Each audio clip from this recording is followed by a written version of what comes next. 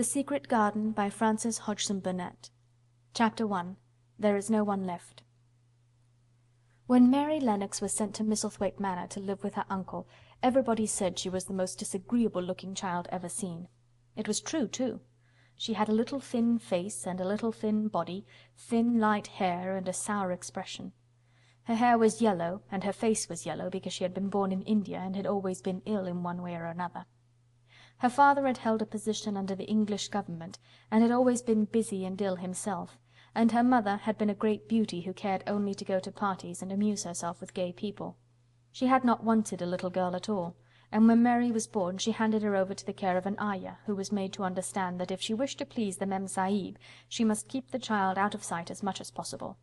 So when she was a sickly, fretful, ugly little baby she was kept out of the way, and when she became a sickly, fretful, toddling thing she was kept out of the way also. She never remembered seeing familiarly anything but the dark faces of her ayah and the other native servants, and as they always obeyed her and gave her her own way in everything, because the Mem Sahib would be angry if she was disturbed by her crying, by the time she was 6 years old she was as tyrannical and selfish a little pig as ever lived. The young English governess who came to teach her to read and write disliked her so much that she gave up her place in 3 months, and when other governesses came to try to fill it they always went away in a shorter time than the first one. So if Mary had not chosen to really want to know how to read books, she would never have learned her letters at all. One frightfully hot morning, when she was about 9 years old, she awakened feeling very cross, and she became crosser still when she saw that the servant who stood by her bedside was not her ayah. "Why did you come?" she said to the strange woman. "I will not let you stay. Send my ayah to me."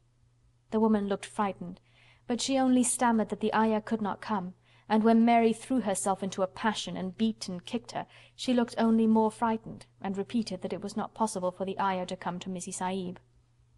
There was something mysterious in the air that morning.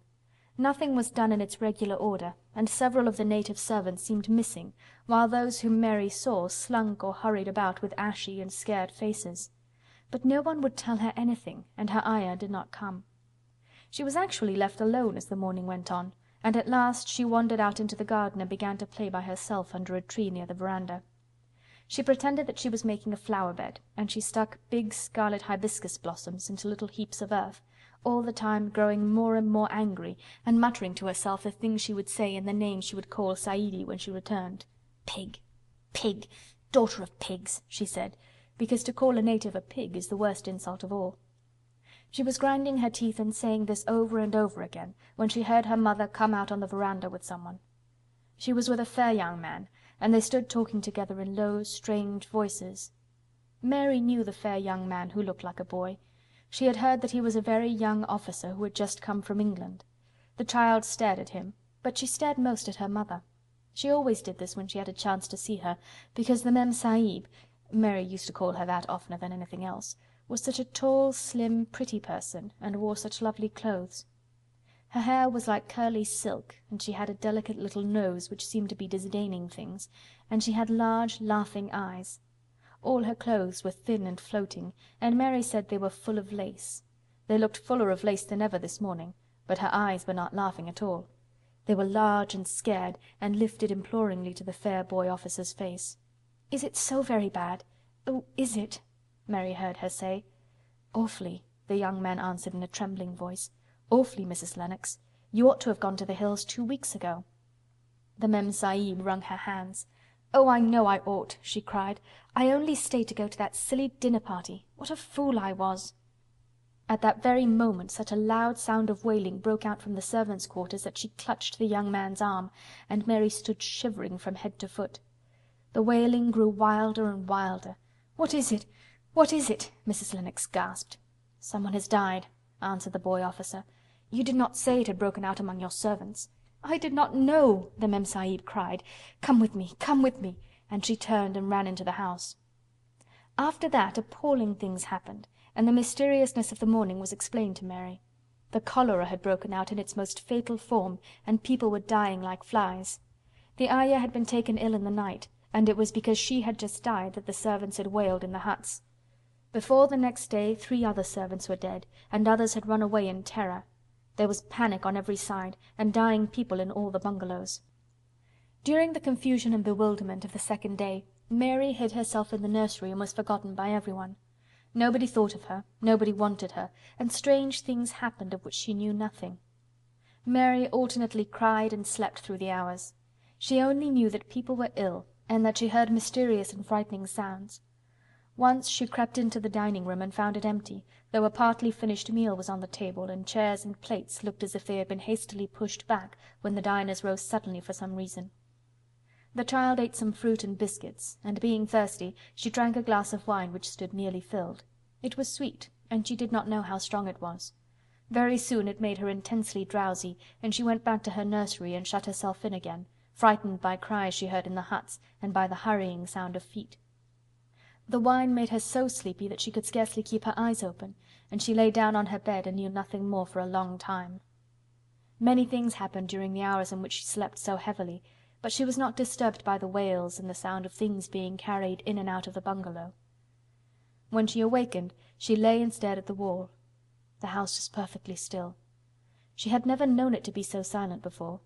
She heard neither voices nor footsteps, and wondered if everybody had got well of the cholera and all the trouble was over. She wondered also who would take care of her now her Ayah was dead. There would be a new Ayah, and perhaps she would know some new stories. Mary had been rather tired of the old ones. She did not cry because her nurse had died. She was not an affectionate child, and had never cared much for anyone. The noise and hurrying about and wailing over the cholera had frightened her, and she had been angry because no one seemed to remember that she was alive. Everyone was too panic-stricken to think of a little girl no one was fond of. When people had the cholera, it seemed that they remembered nothing but themselves.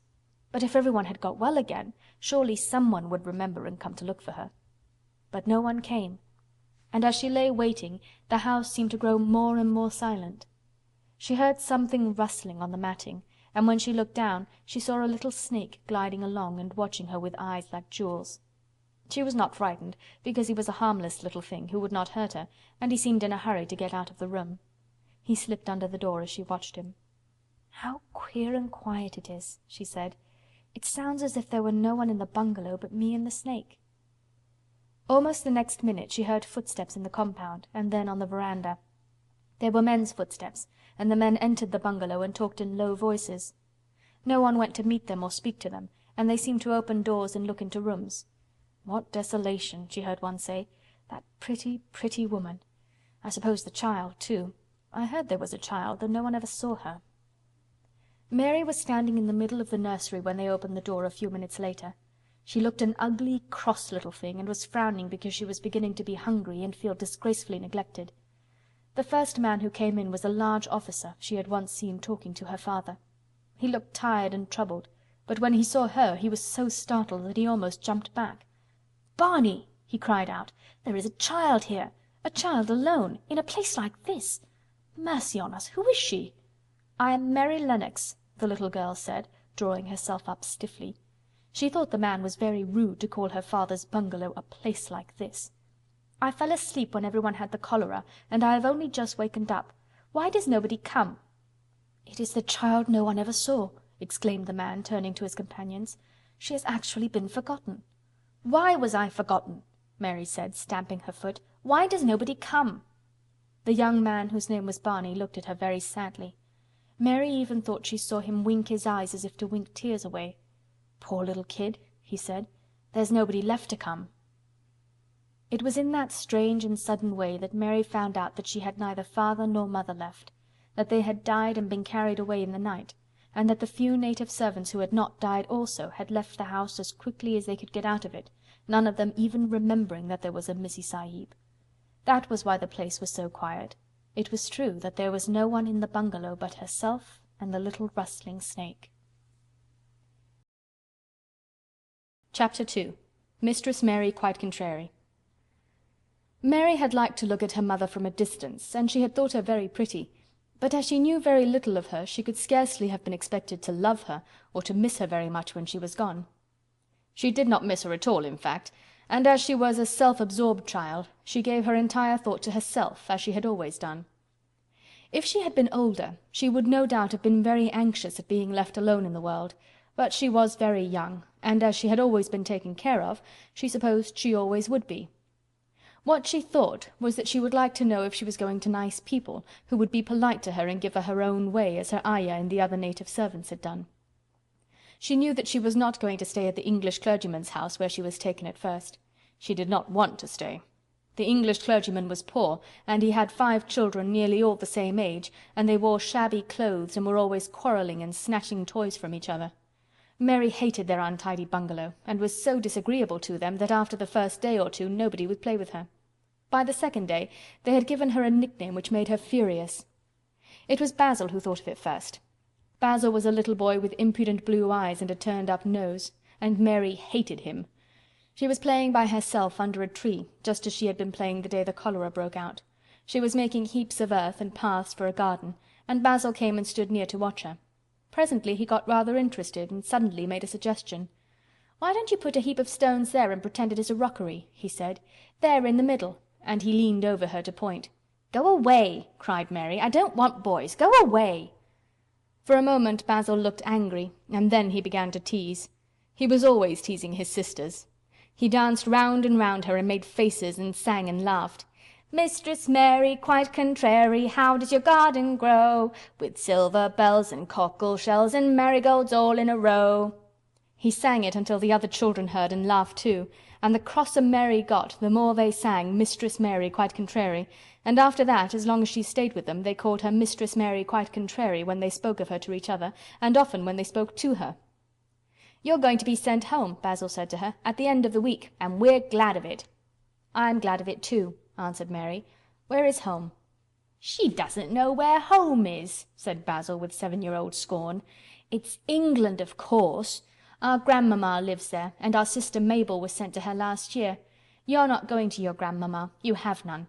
You are going to your uncle. His name is Mr. Archibald Craven." "I don't know anything about him," snapped Mary. "I know you don't," Basil answered. "You don't know anything. Girls never do. I heard father and mother talking about him. He lives in a great big desolate old house in the country, and no one goes near him. He's so cross he won't let them, and they wouldn't come if he would let them. He's a hunchback, and he's horrid." "I don't believe you," said Mary, and she turned her back and stuck her fingers in her ears because she would not listen any more. But she thought over it a great deal afterward, and when Mrs. Crawford told her that night that she was going to sail away to England in a few days and go to her uncle, Mr. Archibald Craven, who lived at Misselthwaite Manor, she looked so stony and stubbornly uninterested that they did not know what to think about her. They tried to be kind to her, but she only turned her face away when Mrs. Crawford attempted to kiss her, and held herself stiffly when Mr. Crawford patted her shoulder. "She is such a plain child," Mrs. Crawford said pityingly afterward. "And her mother was such a pretty creature. She had a very pretty manner too, and Mary has the most unattractive ways I ever saw in a child. The children call her Mistress Mary quite contrary, and though it's naughty of them, one can't help understanding it." Perhaps if her mother had carried her pretty face and her pretty manners oftener into the nursery, Mary might have learned some pretty ways too. It is very sad, now the poor beautiful thing is gone, to remember that many people never even knew that she had a child at all. "I believe she scarcely ever looked at her," sighed Mrs. Crawford. "When her ayah was dead there was no one to give a thought to the little thing. Think of the servants running away and leaving her all alone in that deserted bungalow. Colonel McGrew said he nearly jumped out of his skin when he opened the door and found her standing by herself in the middle of the room." Mary made the long voyage to England under the care of an officer's wife, who was taking her children to leave them in a boarding school. She was very much absorbed in her own little boy and girl, and was rather glad to hand the child over to the woman Mr. Archibald Craven sent to meet her in London. The woman was his housekeeper at Misselthwaite Manor, and her name was Mrs. Medlock. She was a stout woman, with very red cheeks and sharp black eyes. She wore a very purple dress, a black silk mantle with jet fringe on it, and a black bonnet with purple velvet flowers which stuck up and trembled when she moved her head. Mary did not like her at all, but as she very seldom liked people, there was nothing remarkable in that. Besides which, it was very evident Mrs. Medlock did not think much of her. "My word, she's a plain little piece of goods," she said, "and we'd heard her mother was a beauty. She hasn't handed down much of it, has she, ma'am?" "Perhaps she will improve as she grows older," the officer's wife said good-naturedly. "If she were not so sallow and had a nicer expression, her features are rather good. Children alter so much." "She'll have to alter a good deal," answered Mrs. Medlock, "and there's nothing likely to improve children at Misselthwaite, if you ask me."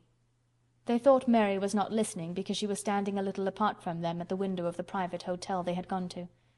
She was watching the passing buses and cabs and people, but she heard quite well, and was made very curious about her uncle and the place he lived in. What sort of a place was it? And what would he be like? What was a hunchback? She had never seen one. Perhaps there were none in India. Since she had been living in other people's houses and had had no ayah, she had begun to feel lonely and to think queer thoughts which were new to her. She had begun to wonder why she had never seemed to belong to anyone, even when her mother and father had been alive. Other children seemed to belong to their fathers and mothers, but she had never seemed to really be anyone's little girl. She had had servants and food and clothes, but no one had taken any notice of her. She did not know that this was because she was a disagreeable child, but then of course she did not know she was disagreeable. She often thought that other people were, but she did not know that she was so herself. She thought Mrs. Medlock the most disagreeable person she had ever seen, with her common highly coloured face and her common fine bonnet. When the next day they set out on their journey to Yorkshire, she walked through the station to the railway carriage with her head up and trying to keep as far away from her as she could, because she did not want to seem to belong to her. It would have made her angry to think people imagined she was her little girl. But Mrs. Medlock was not in the least disturbed by her and her thoughts. She was the kind of woman who would stand no nonsense from young ones. At least, that is what she would have said if she had been asked. She had not wanted to go to London just when her sister Maria's daughter was going to be married, but she had a comfortable, well-paid place as housekeeper at Misselthwaite Manor, and the only way in which she could keep it was to do at once what Mr. Archibald Craven told her to do. She never dared even to ask a question. "Captain Lennox and his wife died of the cholera," Mr. Craven had said in his short, cold way. "Captain Lennox was my wife's brother, and I am their daughter's guardian. The child is to be brought here. You must go to London and bring her yourself." So she packed her small trunk and made the journey. Mary sat in the corner of the railway carriage and looked plain and fretful. She had nothing to read or to look at, and she had folded her thin little black-gloved hands in her lap. Her black dress made her look yellower than ever, and her limp, light hair straggled from under her black crape hat. "A more marred-looking young one I never saw in my life," Mrs. Medlock thought. Marred is a Yorkshire word, and means spoiled and pettish. She had never seen a child who sat so still without doing anything, and at last she got tired of watching her, and began to talk in a brisk, hard voice. "I suppose I may as well tell you something about where you are going," she said. "Do you know anything about your uncle?" "No," said Mary. "Never heard your father and mother talk about him?" "No," said Mary, frowning. She frowned because she remembered that her father and mother had never talked to her about anything in particular. Certainly they had never told her things. "Humph!" muttered Mrs. Medlock, staring at her queer, unresponsive little face. She did not say any more for a few minutes, and then she began again. "I suppose you might as well be told something to prepare you. You are going to a queer place." Mary said nothing at all, and Mrs. Medlock looked rather discomfited by her apparent indifference, but after taking a breath she went on. "Not but that it's a grand big place in a gloomy way, and Mr. Craven's proud of it in his way, and that's gloomy enough too. The house is 600 years old, and it's on the edge of the moor, and there's near 100 rooms in it, though most of them shut up and locked. And there's pictures and fine old furniture and things that's been there for ages, and there's a big park round it, and gardens and trees with branches trailing to the ground, some of them." She paused and took another breath. "But there's nothing else," she ended suddenly. Mary had begun to listen in spite of herself. It all sounded so unlike India, and anything new rather attracted her. But she did not intend to look as if she were interested. That was one of her unhappy, disagreeable ways. So she sat still. "Well," said Mrs. Medlock, "what do you think of it?" "Nothing," she answered. "I know nothing about such places." That made Mrs. Medlock laugh a short sort of laugh. "Heh," she said. "But you are like an old woman. Don't you care?" "It doesn't matter," said Mary, "whether I care or not." "You're right enough there," said Mrs. Medlock. "It doesn't. What you're to be kept at Misselthwaite Manor for I don't know, unless because it's the easiest way. He's not going to trouble himself about you, that's sure and certain. He never troubles himself about no one." She stopped herself as if she had just remembered something in time. "He's got a crooked back," she said. "That set him wrong. He was a sour young man and got no good of all his money and big place till he was married." Mary's eyes turned toward her in spite of her intention not to seem to care. She had never thought of the hunchbacks being married, and she was a trifle surprised. Mrs. Medlock saw this, and as she was a talkative woman, she continued with more interest. This was one way of passing some of the time, at any rate. "She was a sweet, pretty thing, and he'd have walked the world over to get her a blade o' grass she wanted. Nobody thought she'd marry him, but she did. And people said she married him for his money. But she didn't. She didn't. Positively. When she died—" Mary gave a little involuntary jump. "Oh, did she die?" she exclaimed quite without meaning to. She had just remembered a French fairy story she had once read called Riquet à la houppe. It had been about a poor hunchback and a beautiful princess, and it had made her suddenly sorry for Mr. Archibald Craven. "Yes, she died," Mrs. Medlock answered, "and it made him queerer than ever. He cares about nobody. He won't see people. Most of the time he goes away, and when he is at Misselthwaite he shuts himself up in the west wing and won't let anyone but Pitcher see him. Pitcher's an old fellow, but he took care of him when he was a child, and he knows his ways." It sounded like something in a book, and it did not make Mary feel cheerful. A house with 100 rooms, nearly all shut up, and with their doors locked. A house on the edge of a moor, whatsoever a moor was, sounded dreary. A man with a crooked back who shut himself up also. She stared out of the window with her lips pinched together, and it seemed quite natural that the rain should have begun to pour down in grey, slanting lines and splash and stream down the window panes.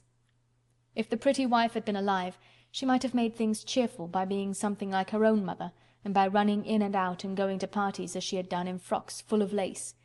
But she was not there any more. "You needn't expect to see him, because 10 to 1 you won't," said Mrs. Medlock. "And you mustn't expect that there will be people to talk to you. You'll have to play about and look after yourself. You'll be told what rooms you can go into and what rooms you're to keep out of. There's gardens enough. But when you're in the house, don't go wandering and poking about. Mr. Craven won't have it." "I shall not want to go poking about," said sour little Mary, and just as suddenly as she had begun to be rather sorry for Mr. Archibald Craven, she began to cease to be sorry, and to think he was unpleasant enough to deserve all that had happened to him. And she turned her face toward the streaming panes of the window of the railway carriage, and gazed out at the grey rainstorm which looked as if it would go on forever and ever. She watched it so long and steadily that the greyness grew heavier and heavier before her eyes, and she fell asleep. Chapter 3. Across the Moor.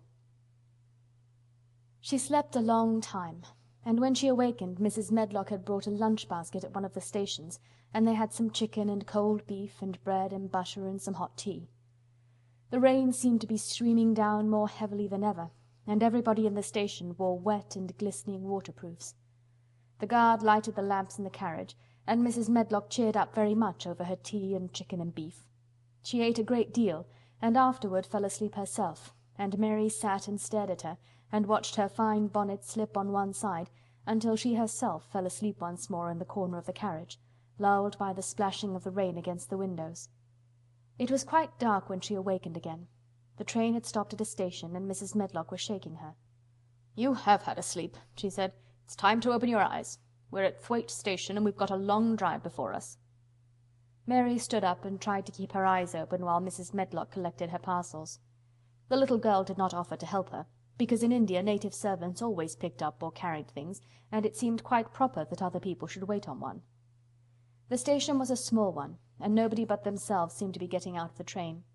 The station-master spoke to Mrs. Medlock in a rough, good-natured way, pronouncing his words in a queer, broad fashion which Mary found out afterwards was Yorkshire. "I see thou's got back," he said, "and thou's brought the young un with thee." "Aye, that's her," answered Mrs. Medlock, speaking with a Yorkshire accent herself, and jerking her head over her shoulder toward Mary. "How's thy missus?" "Well enow. The carriage is waiting outside for thee." A brougham stood on the road before the little outside platform. Mary saw that it was a smart carriage, and that it was a smart footman who helped her in. His long waterproof coat and the waterproof covering of his hat were shining and dripping with rain, as everything was, the burly station-master included. When he shut the door, mounted the box with the coachman, and they drove off, the little girl found herself seated in a comfortably cushioned corner, but she was not inclined to go to sleep again. She sat and looked out of the window, curious to see something of the road over which she was being driven to the queer place Mrs. Medlock had spoken of. She was not at all a timid child, and she was not exactly frightened, but she felt that there was no knowing what might happen in a house with 100 rooms nearly all shut up, a house standing on the edge of a moor. "What is a moor?" she said suddenly to Mrs. Medlock. "Look out the window in about 10 minutes and you'll see," the woman answered. "We've got to drive 5 miles across Missel Moor before we get to the manor. You won't see much because it's a dark night, but you can see something." Mary asked no more questions, but waited in the darkness of her corner, keeping her eyes on the window. The carriage lamps cast rays of light a little distance ahead of them, and she caught glimpses of the things they passed. After they had left the station they had driven through a tiny village, and she had seen whitewashed cottages and the lights of a public house. Then they had passed a church and a vicarage, and a little shop window or so in a cottage with toys and sweets and odd things set out for sale. Then they were on the high road, and she saw hedges and trees. After that there seemed nothing different for a long time, or at least it seemed a long time to her. At last the horses began to go more slowly, as if they were climbing uphill, and presently there seemed to be no more hedges and no more trees. She could see nothing, in fact, but a dense darkness on either side. She leaned forward and pressed her face against the window just as the carriage gave a big jolt. "Eh, we're on the moor now, sure enough," said Mrs. Medlock. The carriage lamps shed a yellow light on a rough-looking road which seemed to be cut through bushes and low-growing things, which ended in the great expanse of dark apparently spread out before and around them. A wind was rising and making a singular, wild, low, rushing sound. "It's not the sea, is it?" said Mary, looking round at her companion. "No, not it," answered Mrs. Medlock. "Nor it isn't fields nor mountains. It's just miles and miles and miles of wild land that nothing grows on but heather and gorse and broom, and nothing lives on but wild ponies and sheep." "I feel as if it might be the sea, if there were water on it," said Mary. "It sounds like the sea just now." "That's the wind blowing through the bushes," Mrs. Medlock said. "It's a wild, dreary enough place to my mind, though there's plenty that likes it, particularly when the heather's in bloom." On and on they drove through the darkness, and though the rain stopped, the wind rushed by and whistled and made strange sounds. The road went up and down, and several times the carriage passed over a little bridge beneath which water rushed very fast, with a great deal of noise. Mary felt as if the drive would never come to an end, and that the wide, bleak moor was a wide expanse of black ocean through which she was passing on a strip of dry land. "I don't like it," she said to herself. "I don't like it," and she pinched her thin lips more tightly together. The horses were climbing up a hilly piece of road when she first caught sight of a light. Mrs. Medlock saw it as soon as she did, and drew a long sigh of relief. I am glad to see that bit of light twinkling," she exclaimed. "It's the light in the lodge window. We shall get a good cup of tea after a bit, at all events." It was after a bit, as she said, for when the carriage passed through the park gates there was still 2 miles of avenue to drive through, and the trees, which nearly met overhead, made it seem as if they were driving through a long, dark vault. They drove out of the vault into a clear space, and stopped before an immensely long but low-built house, which seemed to ramble round a stone court. At first Mary thought that there were no lights at all in the windows, but as she got out of the carriage she saw that one room in a corner upstairs showed a dull glow. The entrance door was a huge one, made of massive, curiously shaped panels of oak, studded with big iron nails and bound with great iron bars. It opened into an enormous hall, which was so dimly lighted that the faces in the portraits on the walls and the figures in the suits of armor made Mary feel that she did not want to look at them. As she stood on the stone floor she looked a very small, odd little black figure, and she felt as small and lost and odd as she looked. A neat, thin old man stood near the manservant who opened the door for them. "You're to take her to her room," he said in a husky voice. "He doesn't want to see her. He's going to London in the morning." "Very well, Mr. Pitcher," Mrs. Medlock answered. "So long as I know what's expected of me, I can manage." "What's expected of you, Mrs. Medlock," Mr. Pitcher answered, "is that you make sure that he is not disturbed, and that he doesn't see what he doesn't want to see." And then Mary Lennox was led up a broad staircase, and down a long corridor, and up a short flight of steps, and through another corridor and another, until a door opened in a wall, and she found herself in a room with a fire in it, and a supper on a table. Mrs. Medlock said unceremoniously, "Well, here you are. This room and the next are where you'll live, and you must keep to them, don't you forget that."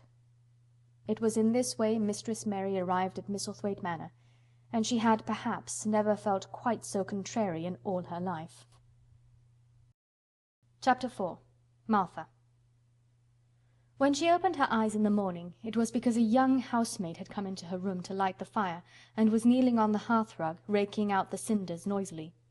Mary lay and watched her for a few moments, and then began to look about the room. She had never seen a room at all like it, and thought it curious and gloomy. The walls were covered with tapestry with a forest scene embroidered on it. There were fantastically dressed people under the trees, and, in the distance, there was a glimpse of the turrets of a castle. There were hunters and horses and dogs and ladies. Mary felt as if she were in the forest with them. Out of a deep window she could see a great climbing stretch of land which seemed to have no trees on it and to look rather like an endless, dull, purplish sea. "What is that?" she said, pointing out of the window. Martha, the young housemaid, who had just risen to her feet, looked and pointed also. "That there?" she said. "Yes, that's the moor," with a good-natured grin. "Does tha like it?" "No," answered Mary, "I hate it." "That's because tha'rt not used to it," Martha said, going back to her hearth. "Tha thinks it's too big and bare now. But tha will like it." "Do you?" inquired Mary. "Aye, that I do," answered Martha, cheerfully polishing away at the grate. "I just love it. It's none bare. It's covered with growing things as smells sweet. It's fair lovely in spring and summer when the gorse and the broom and heather's in flower. It smells of honey, and there's such a lot of fresh air and the sky looks so high and the bees and skylarks make such a nice noise hummin' and singin'. I wouldn't live away from the moor for anything." Mary listened to her with a grave, puzzled expression. The native servants she had been used to in India were not in the least like this. They were obsequious and servile, and did not presume to talk to their masters as if they were their equals. They made salams and called them "protector of the poor" and names of that sort. Indian servants were commanded to do things, not asked. It was not the custom to say "please" and "thank you," and Mary had always slapped her Ayah in the face when she was angry. She wondered a little what this girl would do if one slapped her in the face. She was a round, rosy, good-natured looking creature, but she had a sturdy way which made Mistress Mary wonder if she might not even slap back, if the person who slapped her was only a little girl. "You are a strange servant," she said from her pillows, rather haughtily. Martha sat up on her heels, with her blacking brush in her hand, and laughed, without seeming the least out of temper. I know that," she said. "If there was a grand missus at Misselthwaite I should never have been even one of the under housemaids. I might have been let to be scullery maid, but I'd never have been let upstairs. I'm too common, and I talk too much Yorkshire. But this is a funny house, for all that it's so grand.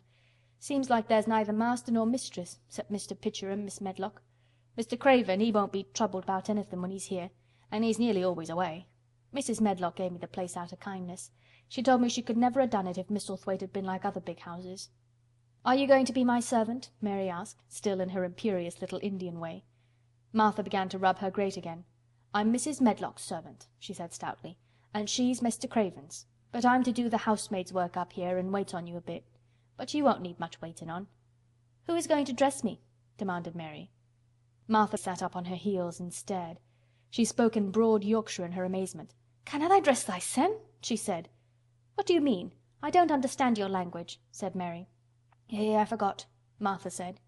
"Mrs. Medlock told me I'd have to be careful or you wouldn't know what I was saying. I mean, can't you put on your own clothes?" "No," answered Mary quite indignantly. "I never did in my life. My Ayah dressed me, of course." "Well," said Martha, evidently not in the least aware that she was impudent, "it's time tha should learn. Tha cannot begin younger. It'll do thee good to wait on thysen a bit. My mother always said she couldn't see why grand people's children didn't turn out fair fools, what with nurses and bein' washed and dressed and took out to walk as if they was puppies." "It is different in India," said Mistress Mary disdainfully. She could scarcely stand this. But Martha was not at all crushed. "I can see it's different," she answered almost sympathetically. "I dare say it's because there's such a lot of blacks there instead of respectable white people. When I heard you was comin' from India I thought you was a black too." Mary sat up in bed furious. "What?" she said. "What? You thought I was a native! You daughter of a pig!" Martha stared and looked hot. "Who are you calling names?" she said. "You needn't be so vexed. That's not the way for a young lady to talk. I've nothing against the blacks. When you read about 'em in tracts they're always very religious. You always read as a black's a man and a brother. I have never seen a black and I was fair pleased to think I was going to see one close. When I come in to light your fire this morning I crept up to your bed and pulled the cover back careful to look at you. And there you was," disappointedly, "no more black than me, for all you're so yeller." Mary did not even try to control her rage and humiliation. "You thought I was a native! You dared! You don't know anything about natives. They're not people, they're servants who must salaam to you. You know nothing about India. You know nothing about anything." She was in such a rage and felt so helpless before the girl's simple stare, and somehow she suddenly felt so horribly lonely and far away from everything she understood and which understood her, that she threw herself face downward on the pillows and burst into passionate sobbing. She sobbed so unrestrainedly that good-natured Yorkshire Martha was a little frightened and quite sorry for her. She went to the bed and bent over her. You mustn't cry like that there," she begged. "You mustn't for sure. I didn't know you'd be vexed. I don't know anything about anything, just like you said. I beg your pardon, miss. Do stop crying." There was something comforting and really friendly in her queer Yorkshire speech and sturdy way, which had a good effect on Mary. She gradually ceased crying and became quiet. Martha looked relieved. "It's time for thee to get up now," she said. "Mrs. Medlock says I was to carry thy breakfast and tea and dinner into the room next to this. It's been made into a nursery for thee. I'll help thee on with thy clothes if thou'll get out of bed. If the buttons are at the back, thou cannot button them up thyself." When Mary at last decided to get up, the clothes Martha took from the wardrobe were not the ones she had worn when she arrived the night before with Mrs. Medlock. "Those are not mine," she said. "Mine are black." She looked the thick white wool coat and dress over, and added with cool approval, "Those are nicer than mine." "These are the ones thou must put on," Martha answered. "Mr. Craven ordered Mrs. Medlock to get 'em in London. He said, 'I won't have a child dressed in black wandering about like a lost soul,' he said. 'It'd make the place sadder than it is. Put colour on her.' Mother said she knew what he meant. Mother always knows what a body means. She doesn't hold with black herself." "I hate black things," said Mary. The dressing process was one which taught them both something. Martha had buttoned up her little sisters and brothers, but she had never seen a child who stood still and waited for another person to do things for her as if she had neither hands nor feet of her own. "Why doesn't tha put on thy own shoes?" she said, when Mary quietly held out her foot. "My ayah did it," answered Mary, staring. "It was the custom." She said that very often. It was the custom. The native servants were always saying it. If one told them to do a thing their ancestors had not done for 1,000 years, they gazed at one mildly and said, "It is not the custom," and one knew that was the end of the matter. It had not been the custom that Mistress Mary should do anything but stand and allow herself to be dressed like a doll, but before she was ready for breakfast she began to suspect that her life at Misselthwaite Manor would end by teaching her a number of things quite new to her. Things such as putting on her own shoes and stockings, and picking up things she let fall. If Martha had been a well-trained, fine young lady's maid, she would have been more subservient and respectful, and would have known that it was her business to brush hair and button boots and pick things up and lay them away. She was, however, only an untrained Yorkshire rustic, who had been brought up in a moorland cottage with a swarm of little brothers and sisters, who had never dreamed of doing anything but waiting on themselves and on the younger ones, who were either babies in arms or just learning to totter about and tumble over things. If Mary Lennox had been a child who was ready to be amused, she would perhaps have laughed at Martha's readiness to talk, but Mary only listened to her coldly and wondered at her freedom of manner. At first she was not at all interested, but gradually, as the girl rattled on in her good-tempered, homely way, Mary began to notice what she was saying. You should see 'em all," she said. "There's 12 of us, and my father only gets 16 shilling a week. I can tell you my mother's put to it to get porridge for 'em all. They tumble about on the moor and play there all day, and mother says the air of the moor fattens 'em. She says she believes they eat the grass same as the wild ponies do. Our Dickon, he's 12 years old, and he's got a young pony he calls his own." "Where did he get it?" asked Mary. "He found it on the moor with its mother when it was a little un, and began to make friends with it and give it bits of bread and pluck young grass for it. And it got to like him, so it follows him about and it lets him get on its back. Dickon's a kind lad and animals likes him." Mary had never possessed an animal pet of her own, and had always thought she should like one, so she began to feel a slight interest in Dickon, and as she had never before been interested in anyone but herself, it was the dawning of a healthy sentiment. When she went into the room which had been made into a nursery for her, she found that it was rather like the one she had slept in. It was not a child's room, but a grown-up person's room, with gloomy old pictures on the walls and heavy old oak chairs. A table in the center was set with a good substantial breakfast. But she had always had a very small appetite, and she looked with something more than indifference at the first plate Martha set before her. "I don't want it," she said. "Tha doesn't want thy porridge?" Martha exclaimed incredulously. "No." "Tha doesn't know how good it is. Put a bit of treacle on it, or a bit of sugar." "I don't want it," repeated Mary. Said Martha. "I can't abide to see good victuals go to waste. If our children was at this table they'd clean it bare in 5 minutes." "Why?" said Mary coldly. "Why?" echoed Martha. "Because they scarce ever had their stomachs full in their lives. They're as hungry as young hawks and foxes." "I don't know what it is to be hungry," said Mary with the indifference of ignorance. Martha looked indignant. "Well, it would do thee good to try it. I can see that plain enough," she said outspokenly. "I've no patience with folk as sits and just stares at good bread and meat.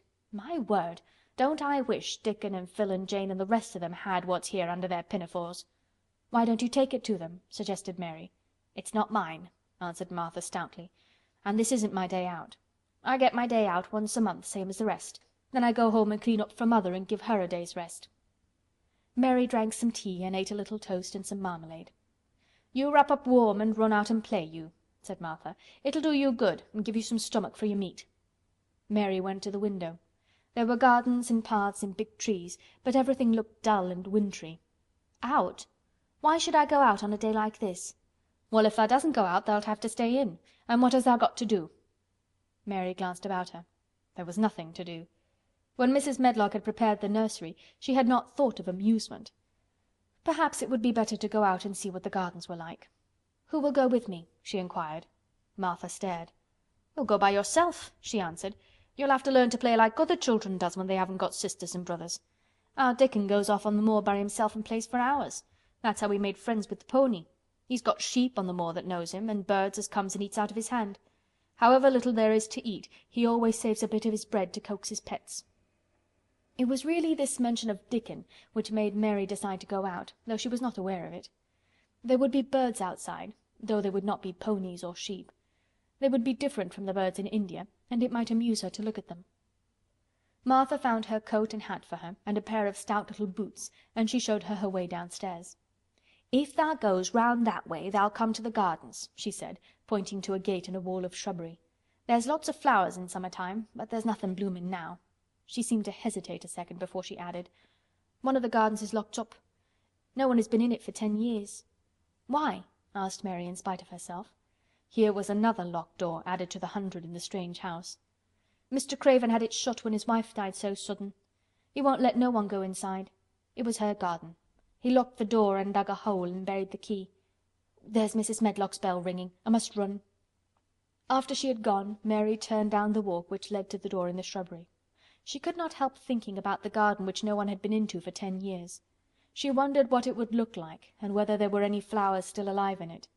When she had passed through the shrubbery gate, she found herself in great gardens with wide lawns and winding walks with clipped borders. There were trees and flower beds and evergreens clipped into strange shapes, and a large pool with an old grey fountain in its midst. But the flower beds were bare and wintry, and the fountain was not playing. This was not the garden which was shut up. How could a garden be shut up? You could always walk into a garden. She was just thinking this when she saw that, at the end of the path she was following, there seemed to be a long wall with ivy growing over it. She was not familiar enough with England to know that she was coming upon the kitchen gardens where the vegetables and fruit were growing. She went toward the wall and found that there was a green door in the ivy, and that it stood open. This was not the closed garden evidently, and she could go into it. She went through the door and found that it was a garden with walls all around it, and that it was only one of several walled gardens which seemed to open into one another. She saw another green door revealing bushes and pathways between beds containing winter vegetables. Fruit trees were trained flat against the wall, and over some of the beds there were glass frames. The place was bare and ugly enough, Mary thought, as she stood and stared about her. It might be nicer in summer when things were green, but there was nothing pretty about it now. Presently an old man with a spade over his shoulder walked through the door leading from the second garden. He looked startled when he saw Mary, and then touched his cap. He had a surly old face and did not seem at all pleased to see her, but then she was displeased with his garden and wore her quite contrary expression, and certainly did not seem at all pleased to see him. "What is this place?" she asked. "One of the kitchen gardens," he answered. "What is that?" said Mary, pointing through the other green door. "Another of 'em," shortly. "There's another on t'other side of the wall, and there's th' orchard t'other side of that." "Can I go in them?" asked Mary. "If tha likes, but there's nowt to see." Mary made no response. She went down the path and through the second green door. There she found more walls and winter vegetables and glass frames, but in the second wall there was another green door, and it was not open. Perhaps it led into the garden which no one had seen for 10 years. As she was not at all a timid child, and always did what she wanted to do, Mary went to the green door and turned the handle. She hoped the door would not open, because she wanted to be sure she had found the mysterious garden, but it did open quite easily, and she walked through it and found herself in an orchard.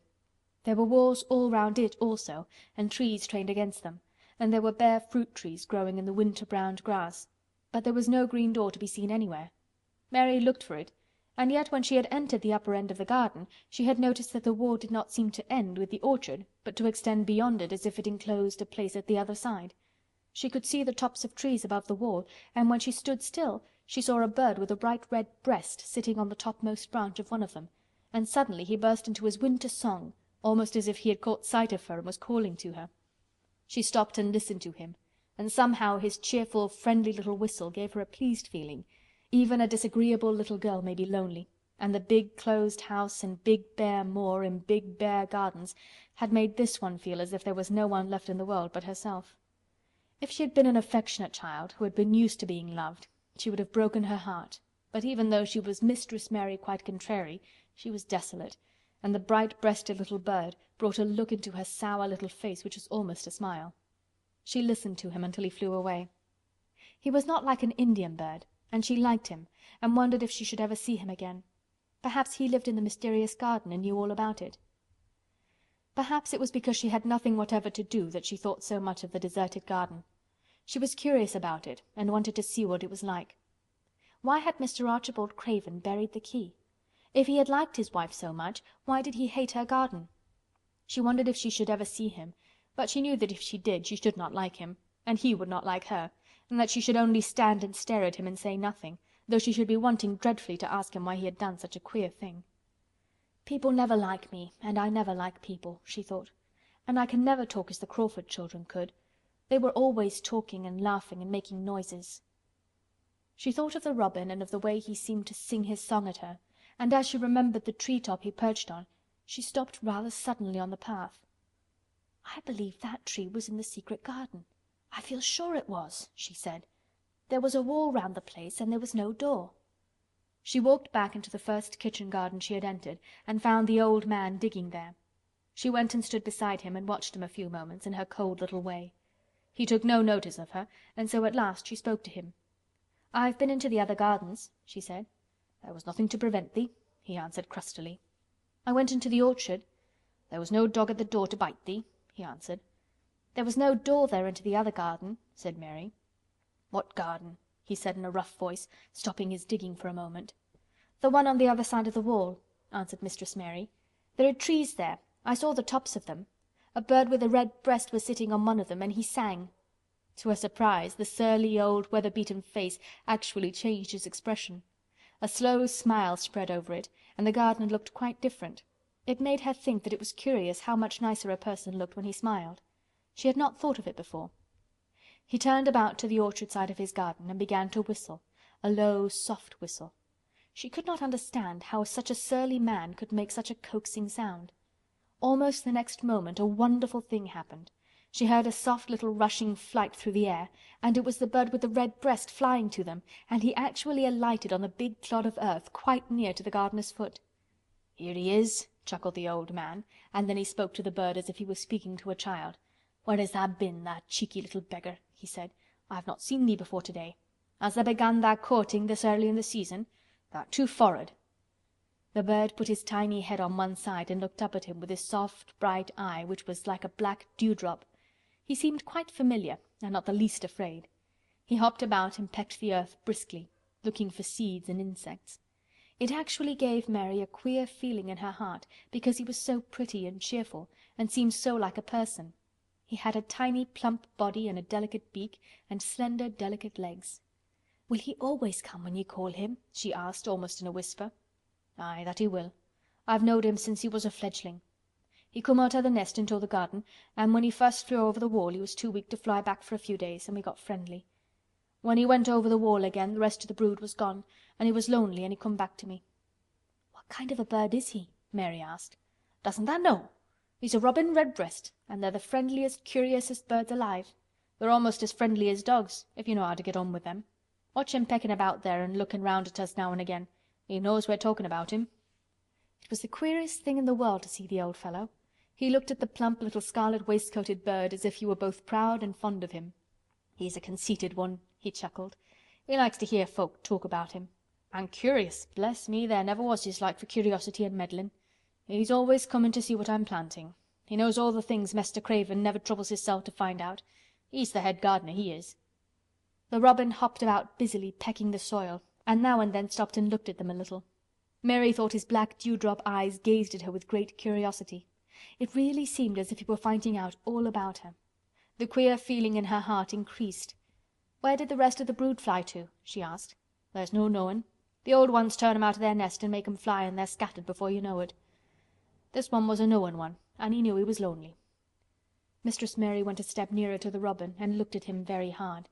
"I'm lonely," she said. She had not known before that this was one of the things which made her feel sour and cross. She seemed to find it out when the robin looked at her and she looked at the robin. The old gardener pushed his cap back on his bald head and stared at her a minute. "Art thou the little wench from India?" he asked. Mary nodded. "Then no wonder thou'rt lonely. Thou'lt be lonelier before tha's done," he said. He began to dig again, driving his spade deep into the rich, black garden soil, while the robin hopped about very busily employed. "What is your name?" Mary inquired. He stood up to answer her. "Ben Weatherstaff," he answered, and then he added with a surly chuckle, "I'm lonely mysel', except when he's with me," and he jerked his thumb toward the robin. "He's the only friend I've got." "I have no friends at all," said Mary. "I never had. My Ayah didn't like me and I never played with anyone." It is a Yorkshire habit to say what you think with blunt frankness, and old Ben Weatherstaff was a Yorkshire moorman. "Tha an' me are a good bit alike," he said. "We was wove out o' the same cloth. We're neither of us good lookin', and we're both of us as sour as we look. We've got the same nasty tempers, both of us, I'll warrant." This was plain speaking, and Mary Lennox had never heard the truth about herself in her life. Native servants always salaamed and submitted to you, whatever you did. She had never thought much about her looks, but she wondered if she was as unattractive as Ben Weatherstaff, and she also wondered if she looked as sour as he had looked before the robin came. She actually began to wonder also if she was nasty-tempered. She felt uncomfortable. Suddenly a clear, rippling little sound broke out near her and she turned round. She was standing a few feet from a young apple tree, and the robin had flown onto one of its branches and had burst out into a scrap of song. Ben Weatherstaff laughed outright. "What did he do that for?" asked Mary. "He's made up his mind to make friends with thee," replied Ben. "Dang me if he hasn't took a fancy to thee." "To me?" said Mary, and she moved toward the little tree softly and looked up. "Would you make friends with me?" she said to the robin, just as if she was speaking to a person. "Would you?" And she did not say it either in her hard little voice or in her imperious Indian voice, but in a tone so soft and eager and coaxing that Ben Weatherstaff was as surprised as she had been when she heard him whistle. "Why," he cried out, "tha said that as nice and human as if tha was a real child instead of a sharp old woman. Tha said it almost like Dickon talks to his wild things on the moor." "Do you know Dickon?" Mary asked, turning round rather in a hurry. "Everybody knows him. Dickon's wanderin' about everywhere. The very blackberries and heather bells knows him. I warrant the foxes show him where their cubs lies, and the skylarks doesn't hide their nests from him." Mary would have liked to ask some more questions. She was almost as curious about Dickon as she was about the deserted garden. But just that moment the robin, who had ended his song, gave a little shake of his wings, spread them and flew away. He had made his visit and had other things to do. "He has flown over the wall!" Mary cried out, watching him. "He has flown into the orchard. He has flown across the other wall, into the garden where there is no door." "He lives there," said old Ben. "He came out of the egg there. If he's courtin', he's makin' up to some young madam of a robin that lives 'mong the old rose trees there." "Rose trees?" said Mary. "Are there rose trees?" Ben Weatherstaff took up his spade again and began to dig. "There was 10 year ago," he mumbled. "I should like to see them," said Mary. "Where is the green door? There must be a door somewhere." Ben drove his spade deep and looked as uncompanionable as he had looked when she first saw him. "There was 10 year ago, but there isn't now," he said. "No door?" cried Mary. "There must be." "None as anyone can find, and none as is anyone's business. Don't you be a meddlesome wench and poke your nose where it's no cause to go. Here, I must get on with my work. Get you gone and play you. I've no more time." And he actually stopped digging, threw his spade over his shoulder and walked off, without even glancing at her or saying goodbye. Chapter 5. The Cry in the Corridor. At first, each day which passed by for Mary Lennox was exactly like the others. Every morning she awoke in her tapestried room and found Martha kneeling upon the hearth building her fire. Every morning she ate her breakfast in the nursery, which had nothing amusing in it, and after each breakfast she gazed out of the window across to the huge moor, which seemed to spread out on all sides and climb up to the sky, and after she had stared for a while, she realized that if she did not go out, she would have to stay in and do nothing, and so she went out. She did not know that this was the best thing she could have done, and she did not know that, when she began to walk quickly or even run along the paths and down the avenue, she was stirring her slow blood and making herself stronger by fighting with the wind which swept down from the moor. She ran only to make herself warm, and she hated the wind which rushed at her face and roared and held her back as if it were some giant she could not see. But the big breaths of rough fresh air blown over the heather filled her lungs with something which was good for her whole thin body, and whipped some red colour into her cheeks and brightened her dull eyes when she did not know anything about it. But after a few days spent almost entirely out of doors, she wakened one morning knowing what it was to be hungry, and when she sat down to her breakfast she did not glance disdainfully at her porridge and push it away, but took up her spoon and began to eat it, and went on eating it until her bowl was empty. "I got on well enough with that this morning, didn't I?" said Martha. "It tastes nice to-day," said Mary, feeling a little surprised herself. "It's there o' the moor that's given thee stomach for thy victuals," answered Martha. "It's lucky for thee thou's got victuals as well as appetite. There's been 12 in our cottage that's had the stomach and nothing to put in it. You go on playing you out o' doors every day, and you'll get some flesh on your bones, and you won't be so yeller." "I don't play," said Mary. "I have nothing to play with." "Nothing to play with!" exclaimed Martha. "Our children plays with sticks and stones. They just runs about and shouts and looks at things." Mary did not shout, but she looked at things. There was nothing else to do. She walked round and round the gardens and wandered about the paths in the park. Sometimes she looked for Ben Weatherstaff, but though several times she saw him at work, he was too busy to look at her, or was too surly. Once when she was walking toward him, he picked up his spade and turned away as if he did it on purpose. One place she went to oftener than to any other. It was the long walk outside the gardens with the walls round them. There were bare flower beds on either side of it, and against the walls ivy grew thickly. There was one part of the wall where the creeping dark green leaves were more bushy than elsewhere. It seemed as if for a long time that part had been neglected. The rest of it had been clipped and made to look neat, but at this lower end of the walk it had not been trimmed at all. A few days after she had talked to Ben Weatherstaff, Mary stopped to notice this, and wondered why it was so. She had just paused and was looking up at a long spray of ivy swinging in the wind, when she saw a gleam of scarlet and heard a brilliant chirp, and there on the top of the wall forward perched Ben Weatherstaff's robin Redbreast, tilting forward to look at her with his small head on one side. "Oh!" she cried out, "is it you? Is it you?" And it did not seem at all queer to her that she spoke to him as if she were sure that he would understand and answer her. He did answer. He twittered and chirped and hopped along the wall as if he were telling her all sorts of things. It seemed to Mistress Mary as if she understood him too, though he was not speaking in words. It was as if he said, "Good morning! Isn't the wind nice? Isn't the sun nice? Isn't everything nice? Let us both chirp and hop and twitter. Come on, come on!" Mary began to laugh, and as he hopped and took little flights along the wall, she ran after him. Poor little thin, sallow, ugly Mary! She actually looked almost pretty for a moment. "I like you, I like you!" she cried out, pattering down the walk. And she chirped and tried to whistle, which last she did not know how to do in the least. But the robin seemed to be quite satisfied, and chirped and whistled back at her. At last he spread his wings and made a darting flight to the top of a tree, where he perched and sang loudly. That reminded Mary of the first time she had seen him. He had been swinging on a tree-top then, and she had been standing in the orchard. Now she was on the other side of the orchard and standing in the path outside a wall, much lower down, and there was the same tree inside. "It's in the garden no one can go into," she said to herself. "It's the garden without a door. He lives in there. How I wish I could see what it is like." She ran up the walk to the green door she had entered the first morning. Then she ran down the path through the other door, and then into the orchard, and when she stood and looked up, there was the tree on the other side of the wall, and there was the robin just finishing his song and beginning to preen his feathers with his beak. "It is the garden," she said. "I am sure it is." She walked round and looked closely at that side of the orchard wall, but she only found what she had found before, that there was no door in it. Then she ran through the kitchen gardens again and out into the walk outside the long ivy-covered wall, and she walked to the end of it and looked at it, but there was no door.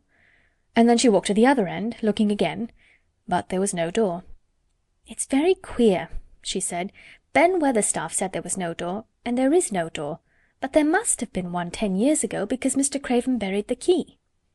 This gave her so much to think of that she began to be quite interested, and feel that she was not sorry that she had come to Misselthwaite Manor. In India she had always felt hot and too languid to care much about anything. The fact was that the fresh wind from the moor had begun to blow the cobwebs out of her young brain and to waken her up a little. She stayed out of doors nearly all day, and when she sat down to her supper at night she felt hungry and drowsy and comfortable. She did not feel cross when Martha chatted away. She felt as if she rather liked to hear her, and at last she thought she should ask her a question. She asked it after she had finished her supper and had sat down on the hearth-rug before the fire. "Why did Mr. Craven hate the garden?" she said. She had made Martha stay with her, and Martha had not objected at all. She was very young, and used to a crowded cottage full of brothers and sisters, and she found it dull in the great servants' hall downstairs, where the footmen and upper housemaids made fun of her Yorkshire speech, and looked upon her as a common little thing, and sat and whispered among themselves. Martha liked to talk, and the strange child who had lived in India and been waited upon by blacks was novelty enough to attract her. She sat down on the hearth herself without waiting to be asked. "Art thou thinking about that garden yet?" she said. "I knew thou would. That was just the way with me when I first heard about it." "Why did he hate it?" Mary persisted. Martha tucked her feet under her and made herself quite comfortable. "Listen to the wind wuthering around the house," she said. "You could bear stand up on the moor if you was out on it tonight." Mary did not know what wuthering meant until she listened, and then she understood. It must mean that hollow, shuddering sort of roar which rushed round and round the house as if the giant no one could see were buffeting it and beating at the walls and windows to try to break in. But one knew he could not get in, and somehow it made one feel very safe and warm inside a room with a red coal fire. "But why did he hate it so?" she asked after she had listened. She intended to know if Martha did. Then Martha gave up her store of knowledge. "Mind," she said, "Mrs. Medlock said it's not to be talked about. There's lots of things in this place that's not to be talked over. That's Mr. Craven's orders. His troubles are none servant's business, he says. But for the garden he wouldn't be like he is. It was Mrs. Craven's garden that she had made when first they were married, and she just loved it, and they used to tend the flowers themselves, and none of the gardeners was ever let to go in. Him and her used to go in and shut the door and stay there hours and hours, reading and talking.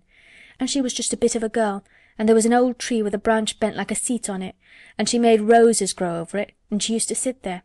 But one day when she was sitting there, the branch broke, and she fell on the ground, and was hurt so bad that next day she died. The doctors thought he'd go out of his mind and die too. That's why he hates it. No one's ever gone in since, and he won't let anyone talk about it." Mary did not ask any more questions. She looked at the red fire and listened to the wind wuthering. It seemed to be wuthering louder than ever. At that moment a very good thing was happening to her.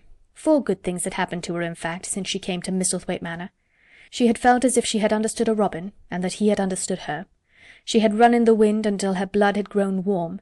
She had been healthily hungry for the first time in her life, and she had found out what it was to be sorry for someone. But as she was listening to the wind, she began to listen to something else. She did not know what it was, because at first she could scarcely distinguish it from the wind itself. It was a curious sound. It seemed almost as if a child were crying somewhere. Sometimes the wind sounded rather like a child crying, but presently Mistress Mary felt quite sure this sound was inside the house, not outside it. It was far away, but it was inside. She turned round and looked at Martha. "Do you hear anyone crying?" she said. Martha suddenly looked confused. "No," she answered. "It's the wind. Sometimes it sounds as if someone were lost on the moor and wailing. It's got all sorts of sounds." "But listen," said Mary. "It's in the house, down one of those long corridors." And at that very moment a door must have been opened somewhere downstairs, for a great rushing draught blew along the passage, and the door of the room they sat in was blown open with a crash, and as they both jumped to their feet, the light was blown out and the crying sound was swept down the far corridor so that it was to be heard more plainly than ever. "There," said Mary, "I told you so. It is someone crying, and it isn't a grown-up person." Martha ran and shut the door and turned the key. But before she did it, they both heard the sound of a door in some far passage shutting with a bang, and then everything was quiet, for even the wind ceased wuthering for a few moments. "It was the wind," said Martha stubbornly, "and if it wasn't it was little Betty Butterworth, the scullery maid. She's had the toothache all day." But something troubled and awkward in her manner made Mistress Mary stare very hard at her. She did not believe she was speaking the truth.